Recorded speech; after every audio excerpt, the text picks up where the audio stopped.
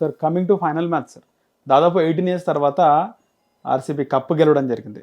So cup గెలవడంలో అంటే కీలకంగా అంటే విరాట్ కోహ్లీ అనుకోవచ్చా, లేకపోతే రజిత్ పటిదార్ అనుకోవచ్చా? ఎవరి వల్ల కప్ గెలిచింది అనుకోవచ్చు? ఎంటైర్ టీమ్ కాంట్రిబ్యూట్ చేసింది. ఇప్పుడు మామూలుగా ఏంటంటే మీరు ఒక్క ప్లేయర్ గెలిచేది ఉండదు. మీరు ఆరెంజ్ క్యాప్ పర్పుల్ క్యాప్ వచ్చిన వాళ్ళు ఎప్పుడు ట్రోఫీలు గెలవరు. ఈసారి కూడా orange cap purple cap Gujarat టైటన్స్కి వచ్చాయి, వాళ్ళు క్వాలిఫైర్ 1 దాటలేదు. సో ఇలాంటి సమస్య ఉంటుంది మనకి. ఏంటంటే మీకు ఒక్క ప్లేయరో లేకపోతే ఇద్దరు ప్లేయర్స్తోనో గెలవరండి. ఇప్పుడు ఆర్సీబీ ఉన్న ప్రత్యేకత ఏంటంటే I think they played many matches 16 matches ఆడారు.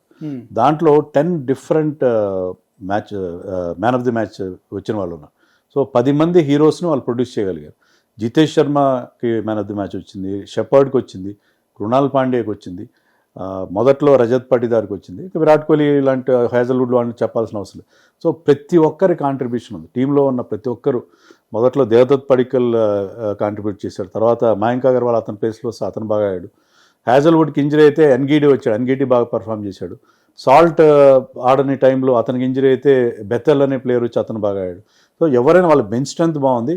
ప్రతి ఒక్కరి కాంట్రిబ్యూషన్ అక్కడ మనకు అనిపిస్తుంది. అక్కడ మనం అప్రిషియేట్ చేయాల్సింది వాళ్ళ సపోర్ట్ స్టాఫ్ని కూడా. అంటే వాళ్ళు ఏం చేశారు, వాళ్ళ రోల్ ఏంటో మనకు తెలియదు. వాళ్ళ కోచ్ యాండీ ఫ్లవర్ కానీ, వాళ్ళ పర్ఫార్మెన్స్ కోచ్ ఎవరు మో బాబెట్ అని ఉన్నాడు, ఇంగ్లాండ్ టీంతో కూడా హీ వాజ్ అసోసియేటెడ్. అతను తర్వాత దినేష్ కార్తిక్ యాజ్ ఎ ప్లేయర్గా అతను ఎలా పర్ఫామ్ చేస్తారో మనకు తెలుసు. అతని రోల్ చాలా ఉంది. జితేష్ శర్మ కూడా చెప్పాడు హీఈస్ మై మెంటర్ అని కూడా చెప్పాడు.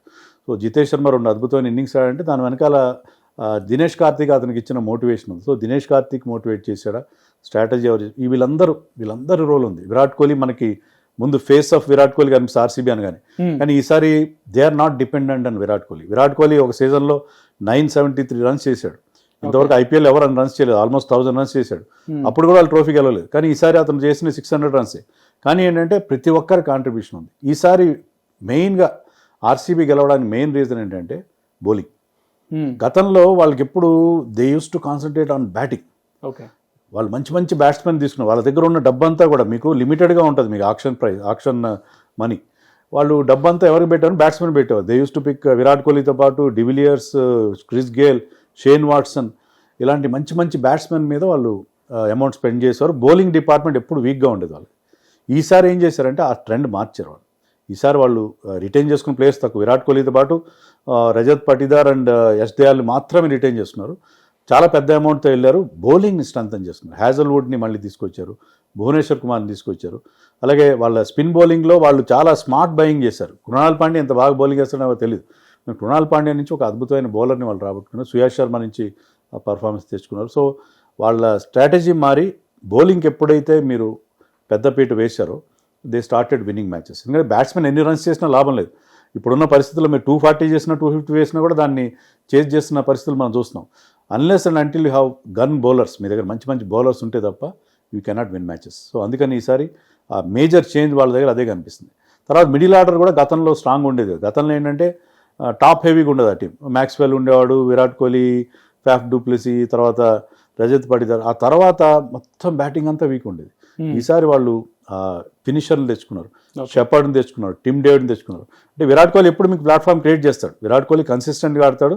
మీకు అతను ఒక 10 ఓవర్స్ వరకు మంచి ప్లాట్ఫామ్ క్రియేట్ చేస్తాడు. ఆ రిమైనింగ్ 10 ఓవర్స్ బాగా ఆడాలి. గతంలో వాళ్ళు ఆడలేకపోయారు. ఒక్కసారి విరాట్ కోహ్లీ అవుట్ అయినా, లేకపోతే మ్యాక్స్వెల్ అవుట్ అయినా, ఫ్యాఫ్ డూప్లెసీ అవుట్ అయినా తర్వాత వాళ్ళ ఇన్నింగ్స్ చాలా చేతికలు పడేది. కానీ ఈసారి ఏంటంటే they have taken good finishers. ఇప్పుడు Jitesh Sharma is also finisher. So వీళ్ళు ఒక ప్లాట్ఫామ్ క్రియేట్ చేస్తే దాని మీద వాళ్ళు ఒక పెద్ద స్కోర్ వరకు దాన్ని మంచి ఫినిషింగ్ టచ్ ఇవ్వడం అనేది మనం చూసాం. అది అలాంటి కొన్ని జాగ్రత్త, అంటే ఆ లోపాలు వాళ్ళకి గతంలో, బికాజ్ 17 ఇయర్స్ నుంచి వాళ్ళకి డిసప్పాయింట్మెంట్ ఇది అనేది. 17 ఇయర్స్ నుంచి ఏమేమి మిస్టేక్స్ చేసాం అన్నీ కూడా వాళ్ళు బహుశా వాళ్ళంతా ఇంట్రోస్పెక్షన్ చేసుకొని ఇప్పుడు they have come up with the right combination అని అనిపిస్తుంది. ఓకే, సో చాలామంది కూడా పంజాబ్ గెలుస్తుందని చాలామంది ఎక్స్పెక్ట్ చేస్తారు. సో పంజాబ్ ఎక్కడ మ్యాచ్ ఓడిపోయింది అంటారు? పంజాబ్ ఓడిపోవడానికి వాళ్ళ బౌలింగ్లో నాకు అంత స్ట్రెంత్ కనబడలేదు. ఎందుకంటే చహల్ లేకపోవడం వాళ్ళకి, అంటే చహల్ ఆడే లాస్ట్లో 2 మ్యాచ్లు ఆడి, కానీ చహల్ ఆశించిన స్థాయిలో ఆడకపోవడం. తర్వాత మీకు హర్ష్దీప్ సింగ్ ఫైనల్లో ఫెయిల్ అయ్యాడు. ఓన్లీ గైల్ జేమిసన్ ఒక్కడే ఆ ఫైనల్లో మీకు మంచి బౌలింగ్ చేశాడు. బౌలింగ్లో వాళ్ళకి ఆ పదును అనేది మనకి కనిపించలేదు. బ్యాటింగ్లో కూడా they are dependent on top three మీద ఎక్కువ. వాళ్ళు ఓపెనర్స్ ఇద్దరు బాగా ఆడుతున్నారు, ప్రభ్ సిమ్రన్ అండ్ ప్రియాన్ష్ ఆర్య. ప్లస్ శ్రేయస్ అయ్యర్, వాళ్ళు ముగ్గురు ఫైనల్లో ఫెయిల్ అయ్యారు. దాంతో ఇంగ్లీష్ లాంటి ప్లేయర్స్ మీద శశాంక్ సింగ్ వీళ్ళందరి మీద చాలా ఒత్తిడి పెరిగింది. గతంలో అంతా ఏంటంటే అంతవరకు మీకు either Pradeep Simran or Priyansh or Shreyas వీళ్ళు స్కోర్ చేస్తూ వచ్చారు, వీళ్ళకి జస్ట్ ఫినిషింగ్ మాత్రం ఇస్తూ వచ్చారు. కానీ ఇక్కడ ముగ్గురు కూడా ఎర్లీగా అవుట్ అవడంతో వాళ్ళకి ఆ మిడిల్ ఆర్డర్ మీద విపరీతం ప్రెషర్ పడింది. And RCB bowled really well, వాళ్ళు క్యాచ్లు తీసుకున్నారు. ఫిల్ సాల్ట్ పట్టిన అద్భుతమైన క్యాచ్ ఒకటి. తర్వాత కృణాల్ పాండ్యా వచ్చిన స్పెల్, అతను 4 overs on the trot bowling వేసాడు. He started from 7th and he went up to 13. So వరుసగా 4 overs వేసాడు. ఆ 4 overs has given just 17 runs. Okay, ఒకే ఒక బౌండరీ, ఒక 6 వచ్చింది. అది తప్పిస్తే అన్ని సింగిల్స్ వచ్చిన అతను బౌలింగ్. అక్కడ అతను రన్స్ టైట్ చేయడంతో పాటు 2 ఇంపార్టెంట్, ముఖ్యంగా జాష్ ఇంగ్లీష్ చాలా డేంజరస్ ప్లేయర్, అతను అవుట్ చేశాడు. ఇంగ్లీష్ అప్పటికే 4 sixes కొట్టాడు. సో అది వాళ్ళకి చాలా క్రూషియల్ అయింది. సో అతను చేసినది. తర్వాత జితేష్ శర్మ ఆడిన ఇన్నింగ్స్, వాళ్ళు చాలా బాగా వాళ్ళ బౌలర్స్ బాగా కంట్రోల్ చేశారు. వాళ్ళ బౌలింగ్లో ఆ పదును లేకపోయినా కూడా బాగా కంట్రోల్ చేశారు. బట్ జితేష్ శర్మ ఆడిన చిన్న క్యామియో 24 runs ఆఫ్ 10 balls, అది వాళ్ళకి 190 వచ్చేలాగా చేసింది. సో మీరు ఫస్ట్ బ్యాటింగ్ చేసి 190 ఎప్పుడైతే చేస్తారు ఫైనల్లో, మామూలుగా అయితే 190 చేయడం చాలా ఈజీ, 200, 220 కూడా చేస్తారు. కానీ ఫైనల్లో చూస్తే మీకు ఆ ట్రాఫీ మీ కళ్ళ ముందు కనిపిస్తుంటుంది. మనం అవుట్ అయితే ఏంటి పరిస్థితి అనే ఒక ప్రెషర్ ఉంటుంది. సో ఫైనల్లో చేజింగ్ 190, దాంట్లో ఫస్ట్లో మీకు వికెట్లు పడుతూ ఉంటే చాలా ఇబ్బంది అయిపోతుంది. సో ఆ ప్రెషర్ అనేది దానివల్ల వాళ్ళు ఓడిపోయారు. ముఖ్యంగా శశాంక్ నాగ్ గురించి మాట్లాడుకోవాలి సార్. లాస్ట్ ఓవర్లో 29 runs ఉంటే 23 కొట్టినాడు, 6 runsతో ఓడిపోయినారు. అది పెద్ద నేను పట్టించుకోనండి అది. ఎందుకంటే ఎందుకు sir? First 2 balls dot balls ఆడాడు. ఇప్పుడు మీరు లాస్ట్ ఓవర్లో when you have to make 29, first 3 balls ఒక బౌండరీ రావాలి. సరే, ఫస్ట్ 2 balls రాలేదు, ఓకే, డాట్ బాల్స్ అయినాయి. తర్వాత అప్పుడు ఎన్ని ఉన్నాయి? 29 runs ఉన్నాయి. 29 runs నార్మల్ సర్కమ్స్టాన్సెస్లో మీరు చేయలేరు. ఎందుకంటే 4 sixes కొడితే ఎంత వస్తుంది మీకు? 24 వస్తుంది. సో అప్పుడు హ్యాజల్వుడ్ ఏం చేశాడు? అతను చేయాల్సిన పని ఏంటంటే వైడ్లు నో బాల్స్ వేయకూడదు. సో అతను ఏంటంటే జస్ట్ బాల్, అంటే తన ఫుల్ పేస్ లేకుండా జస్ట్ ఆ బాల్ అక్కడ, అంటే వైడ్ వెళ్ళకుండా, నో బాల్ వెళ్ళకుండా, నో బాల్ వేయకుండా, వైడ్ వెళ్ళకుండా అతను జస్ట్ 6 వచ్చినా పర్లేదు అన్నట్టుగా బౌలింగ్ చేశాడు. ఇతను స్లాట్లో వేసాడు, స్లాట్లో వేస్తే 6, 4 కొట్టాడు. సో అది పెద్ద, అంతవరకు అతను ఆడిన నాకు మంచి నాకు. ఆ 24 runs పక్కన పెట్టేస్తే 20 ఐ థింక్ స్కోర్ 20 runs.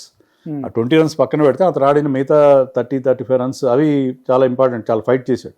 ఆ 20 runs నేను అంత ఇంపార్టెన్స్ ఇవ్వను. నేను 6 runs తేడాతోనే ఓడిపోయారు అని అనుకోవడానికి లేదు. ఎందుకంటే ఫస్ట్ 2 balls ఎప్పుడైతే డాట్ బాల్స్ అయినాయో అక్కడే మీకు ఆర్సీబీ సెలబ్రేషన్ స్టార్ట్ అయిపోయినాయి. They know that unless no ball wide పడితే తప్ప ఓడిపోవని తెలిసిపోయింది. ఫస్ట్ 2 balls డాట్ ఆడడం అనేది కూడా తప్పు కదా అతను. అంటే తప్పంటే అతని వల్ల కాలేదు, because Hazlewood bowled so beautifully. So అది అతను అక్కడ 6 పడింటే సార్ బౌండరీ పడితే అప్పుడు ఇప్పుడైనా అంతే, మీకు పెద్ద మీరు 20+ runs చేయాలి లాస్ట్ ఓవర్లో అంటే మీకు first 2-3 balls are very very important. అక్కడ మీరు ఎప్పుడైతే ఒక బౌండరీ కొడతారో bowler will be under pressure. అలా కాకుండా 2 డాట్ బాల్స్ వచ్చిన తర్వాత బౌలర్ రిలాక్స్ అయిపోతాడు.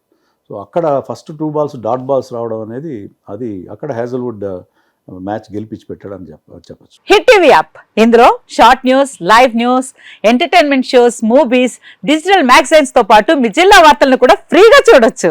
ఇంకెందుకు ఆలస్యం, వెంటనే హిట్ టీవీ యాప్ ని డౌన్లోడ్ చేసుకుని ఫ్రీగా ఎంటర్టైన్మెంట్ పొందండి. Hit TV app, hit TV app, please download hit TV app. Hit TV యాప్ని ఫ్రీగా డౌన్లోడ్ చేసుకొని ఎంజాయ్ చేయండి. మీకు నచ్చిన ఎంటర్టైన్మెంట్ కోసం హిట్ టీవీ యాప్ ని ఫ్రీగా డౌన్లోడ్ చేసుకుని ఎంజాయ్ చేయండి. హిట్ టీవీ యాప్ ని డౌన్లోడ్ చేసుకుని ఆస్వాదించండి, ఆశీర్వదించండి. ఇంతమంది సెలబ్రిటీలు హిట్ టీవీ యాప్ ని డౌన్లోడ్ చేసుకోండి అని చెప్తున్నారంటే ఎంత మంచి యాప్ ఆలోచించండి.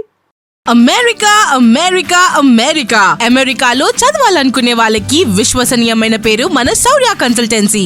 UK లో 1 year masters, UK లో 1 year masters, 2 years work permit up to 5 years visa. Contact Saurya Consultancy. Contact 89851 89851.